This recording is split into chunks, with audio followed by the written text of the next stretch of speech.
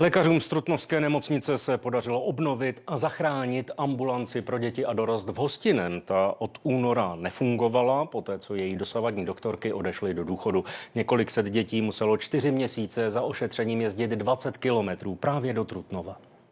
Takže se zánětem spojíme. Lékaři zachraňují zdraví a taky ambulance před zánikem. Tu dětskou v Hostinem po 4měsíčním výpadku. 2 lékařky jsem na pomoc poslala nemocnice v Trutnově. V ordinaci dnes bylo plno. Zajišťujeme teďka hlavně děti ráno, které nemocní do 10, pak potom jdou děti na prevenci. Hodně teďka pacientů, které potřebují vypisy do táboru, brigády. Ty děti neznám, takže musíš probrat každou složku, promluvit s rodičemi. 2 lékařky předtím skončily praxi a odešly do důchodu. Sehnat pediatra byl úkol pro radnici skoro neřešitelný. Od března museli děti jezdit k lékaři 20 kilometrů do Trutnova. Je to bezva, než někam dojíždět. My jsme naštěstí teda nepotřebovali jako lékařskou pomoc, ale jinak bychom museli dojíždět. Bylo by to určitě složitější, než přijít přímo sem. Naše stará doktorka, kterou měla dcera, tak ta je už v důchodu, teď tady je nová, takže jsme zvědavé, jaká bude. 2 lékařky nemocnice v Trutnově se teď v Hostinem 4 dny v týdnu střídají. Ordinují v moderně opravené ordinaci města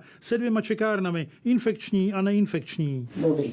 Rodiče zatím tady v ambulanci registrovali 80 dětí, očekávají jich tu až 800. Je to velmi dobrý stav na současnou dobu, v zásadě stabilní řešení v nestabilní době, protože místo toho, aby pacienti museli hledat náhradní dětská střediska, tak vlastně se zachová péče v místě jejich bydliště. Přes úspěch v Hostinem zůstává v Královéhradeckém kraji bez stálého praktického lékaře 6 000 dětí. Vlastimil Vajner.